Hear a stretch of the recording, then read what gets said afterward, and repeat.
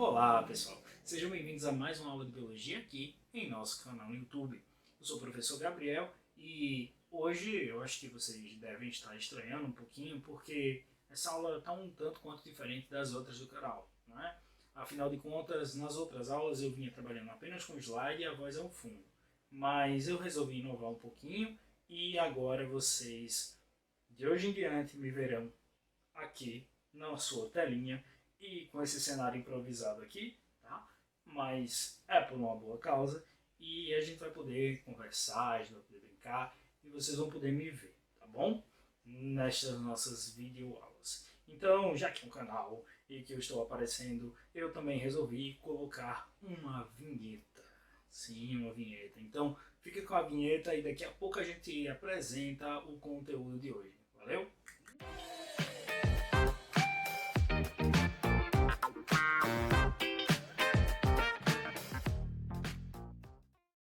Agora que fomos devidamente apresentados a nossa vinheta, vamos dar início à aula de hoje. E nosso tema ainda versa sobre os protozoários. Contudo, vamos adentrar um pouquinho no programa de saúde falando das doenças provocadas por protozoários ou simplesmente protozooses. Essas protozooses assolam a humanidade há muito tempo mesmo, e são indispensáveis quando o assunto é estudar biologia. Então, deixa o teu like para a gente continuar essa aula, tá? Não esquece de se inscrever também no canal. Eu não sei onde é que fica, então não me cobrem o dedinho aqui apontando. Mas enfim. Então, de imediato, nós temos que deixar bem claro que vamos trabalhar 4 informações indispensáveis acerca de cada protozoose que eu for apresentando.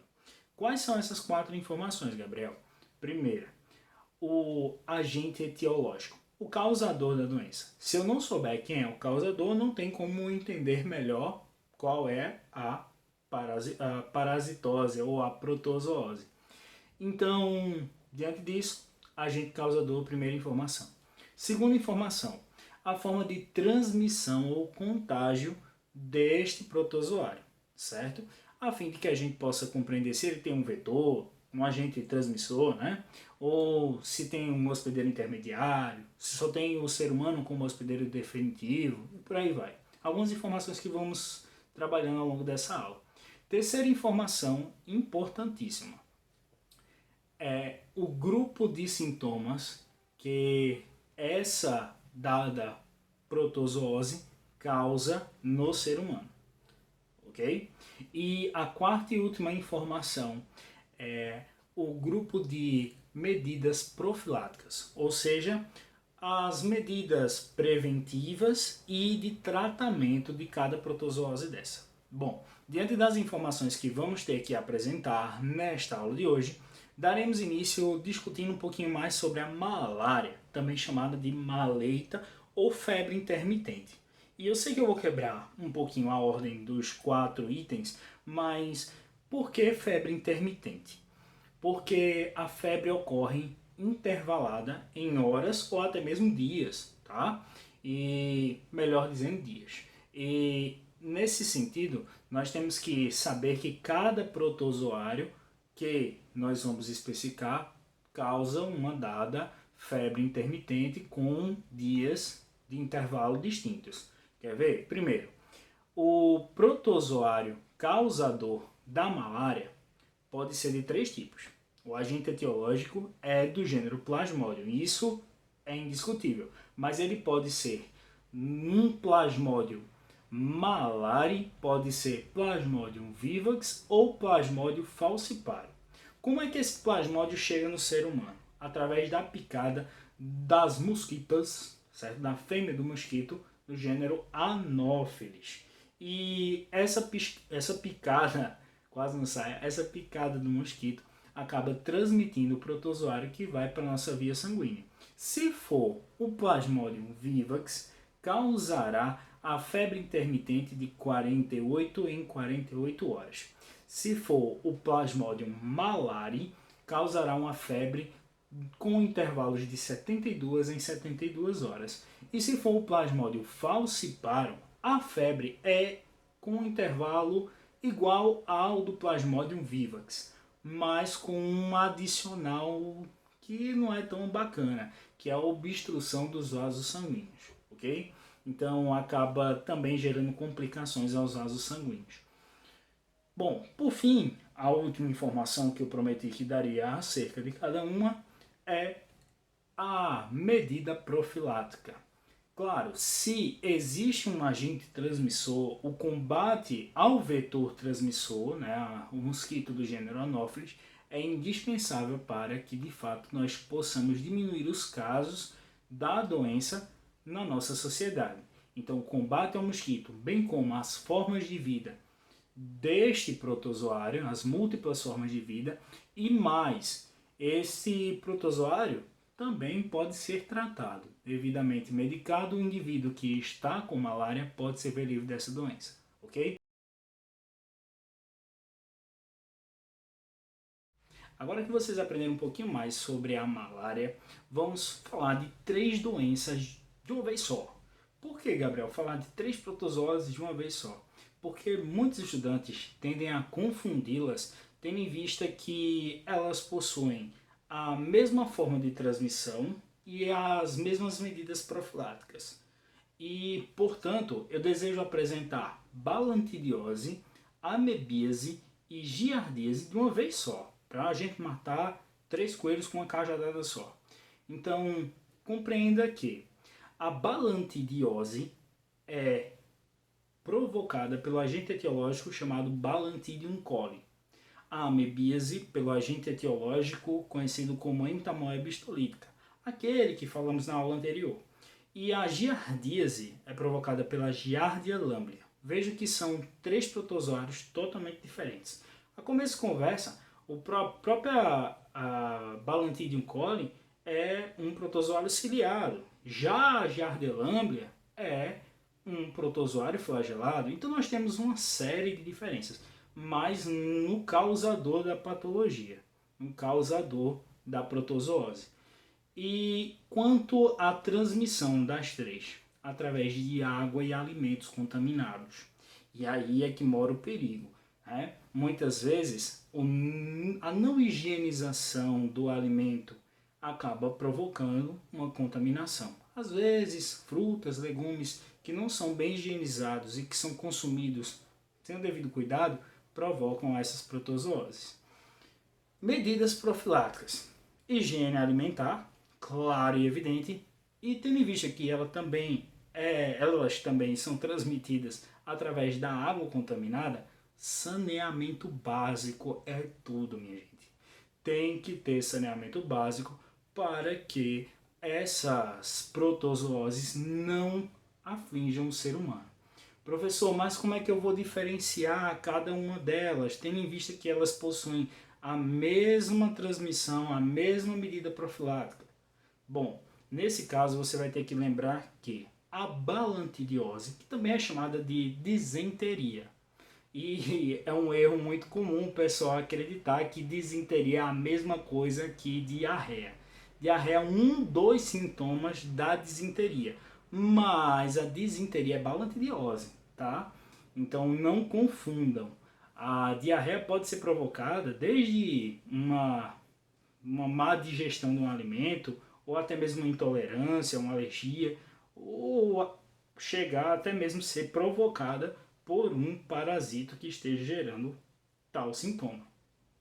E nas 3 temos diarreia, mas com algumas leves diferenças. Por exemplo, na balantidiose, nós temos lesões, ulcerações no intestino grosso. Nós temos feridas no intestino grosso.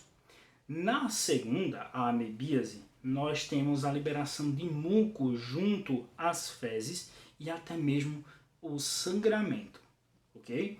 E na última, a giardíase, nós temos a lesão não no intestino grosso, mas sim no intestino delgado. E, claro, a diarreia nas 3, ok? Então eu vou mostrar aqui na tela algumas imagens sobre acerca desses 3 protozoários para vocês entenderem melhor algumas diferenças na própria morfologia destes parasitos.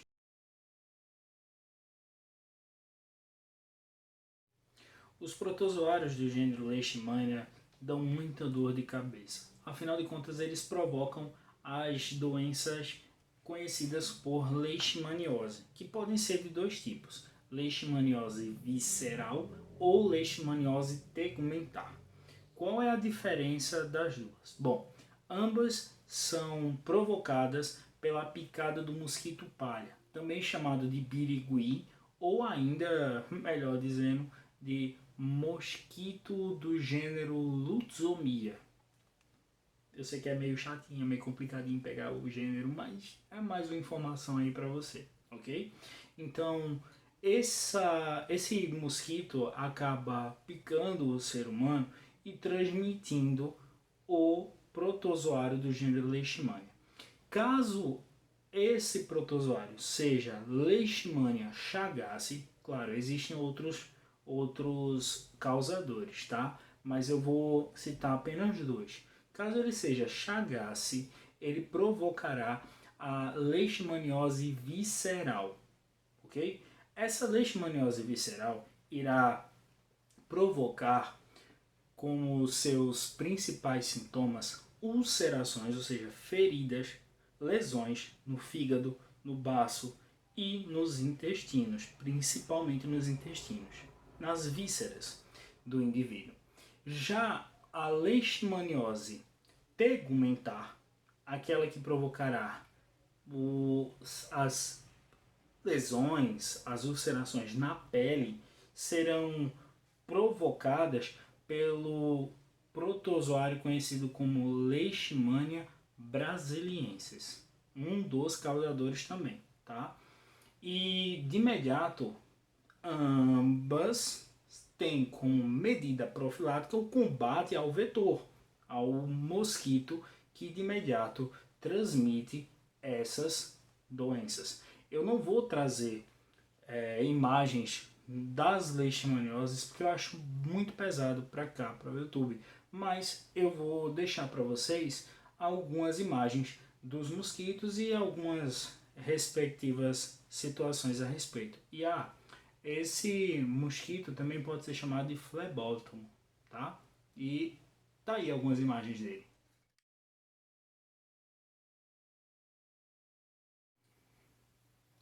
A tricomoníase, provocada pelo agente etiológico Trichomonas vaginalis, é considerada inclusive uma IST, ou seja, uma infecção sexualmente transmissível. E essa protozoose é transmitida através do contato sexual ou até mesmo do compartilhamento de peças íntimas e toalhas de banho. É importante destacar que não compartilhar esses itens de uso pessoal com outras pessoas é indispensável como medida profilática, mas também tomar cuidados e sempre usar preservativo durante a relação é algo indispensável também, beleza? Vamos seguindo, vamos olhar algumas imagens não pesadas a respeito da tricomoníase.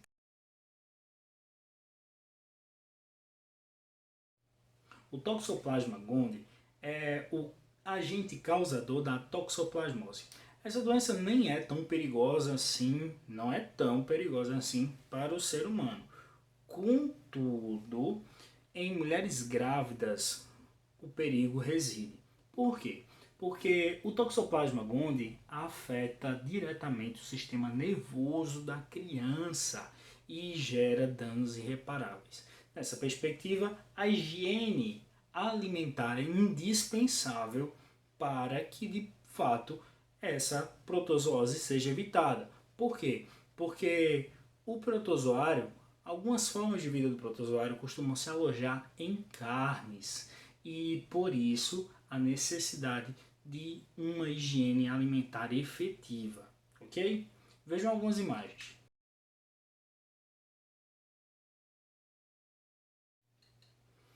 E não poderíamos deixar de falar nesta aula dela, a doença provocada por protozoários mais famosa, que chegou inclusive a ser a provável causa da morte de ninguém mais, ninguém menos que Charles Darwin. Essa que vos falo é a doença de Chagas, provocada pelo agente etiológico Trypanosoma cruzi. Eu tenho um joguetezinho de frase que ajuda vocês a decorarem quem é de fato o causador da doença de Chagas e compreender muito essa bagunça. Por quê? Porque Carlos Chagas morreu de doença de Chagas e por isso acaba tendo essa patologia o nome do magnífico contribuinte da saúde brasileira. Mas no caso do protozoário, que foi descoberto por ninguém mais, ninguém menos que Oswaldo Cruz, recebe o nome de seu descobridor como sendo da sua espécie. Portanto, Oswaldo Cruz dá origem ao Trypanosoma cruzi. Esse Trypanosoma cruzi vai acabar fazendo com que a doença de Chagas se manifeste no indivíduo. E a frasezinha que eu disse a vocês é a seguinte: embora a doença seja de Chagas, o Trypanosoma é de Cruz. Isso te ajuda a lembrar que o Trypanosoma é cruzi quando a doença for de Chagas, beleza? Dá uma aliviada aí em algumas questões, em algumas provas, enfim. E nesse aspecto, eu preciso citar para vocês qual é a forma de transmissão deste protozoário. Na verdade, ele fica alojado no sistema digestório de insetos. Para falar mais especificamente do triatomídeo, que é o barbeiro. O barbeiro é uma espécie de besouro que adora casa de pau a pique ou simplesmente casa de taipa. Aquelas casas de barro, né, que fica aqueles buraquinhos na parede. Ele adora se esconder ali e ficar, pois ele tem hábito noturno. E esse besouro é hematófago. Então ele sai à noite para tomar sangue, para comer as hemácias, né, para se alimentar. E muitas vezes, por nós invadirmos os espaços rurais com as nossas casas, nossos edifícios e por aí vai, nós acabamos tomando o lugar deles e quando não temos de fato uma casa com estrutura de alvenaria que impeça a instalação desse hóspede indesejado, automaticamente à noite ele pode sim nos picar. E o problema não é a sua picada, mas sim a deposição de fezes que ele faz sobre a pele, porque o seu reservatório para o alimento é muito próximo também do local onde ele guarda as suas, vamos dizer assim, as suas fezes. E quando ele enche o reservatório com o sangue, ele acaba defecando. E por defecar na tua pele, os protozoários ficam lá e quando ele termina de se alimentar, ele libera uma substância que é urticante e consequentemente você coça, vai sentir uma leve coceira e vai levar as fezes para o local onde ele perfurou. Automaticamente você vai se contaminar com este protozoário. Protozoário este que acaba gerando um processo em cascata que demora algum tempo, demora alguns anos até, onde algumas formas de vida dele se alojam na musculatura do teu coração, provocando um inchaço absurdo que pode levar até mesmo a um infarto e à morte. Então, essa é a doença de Chagas. Professor, e como evitar, né? Primeiro, casas sempre de alvenaria, casas que não sejam de pau a pique, que não sejam de taipa e ter sempre o cuidado para não adentrar no território deste barbeiro, ok?